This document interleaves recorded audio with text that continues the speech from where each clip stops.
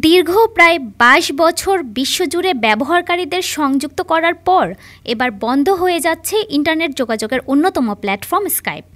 5 মে থেকে ভিডিও ও অডিও কলিংয়ের এই সফটওয়্যার বন্ধ হয়ে যাচ্ছে। সফটওয়্যারটির যাত্রা শুরু হয় 2003 সালে। বিনামূল্যে অডিও ও ভিডিও কলের সুবিধার কারণে অল্প সময়ের মধ্যেই এটি তুমুল জনপ্রিয়তা পায়। 2010-এর দশকের মাঝামাঝি সফটওয়্যারটির মাসিক ব্যবহারকারীর সংখ্যা 30 কোটি ছাড়িয়ে গিয়েছিল।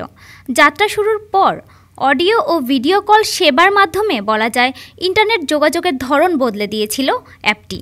2011 সালে মাইক্রোসফট $8.5 বিলিয়ন স্কাইপ কিনে নেয়। মাইক্রোসফট অ্যাপটিকে ইন্টারনেট যোগাযোগ কৌশলের প্রধান মাধ্যমে পরিণত করতে চেয়েছিল। তবে ওই সময়ে হোয়াটসঅ্যাপ, জুম এবং মাইক্রোসফটের নিজস্ব অ্যাপ টিমস জনপ্রিয়তা পাওয়ায় স্কাইপের ব্যবহার কমতে থাকে। চলতি বছরের 28 ফেব্রুয়ারি মাইক্রোসফট জানায় 5 মে থেকে স্কাইপ বন্ধ করে দেওয়া হবে। এর বদলে নিজেদের যোগাযোগ পরিষেবা আরও কার্যকর ও সমন্বিত করতে তারা টিমসের উন্নয়নে মনোযোগ দেবে। এই সিদ্ধান্তের ফলে স্কাইপের ফ্রি ও পেইড উভয় সংস্করণই বন্ধ হচ্ছে। তবে ব্যবসা প্রতিষ্ঠানের জন্য আপাতত স্কাইপ ফর বিজনেস কিছুদিন চালু থাকবে।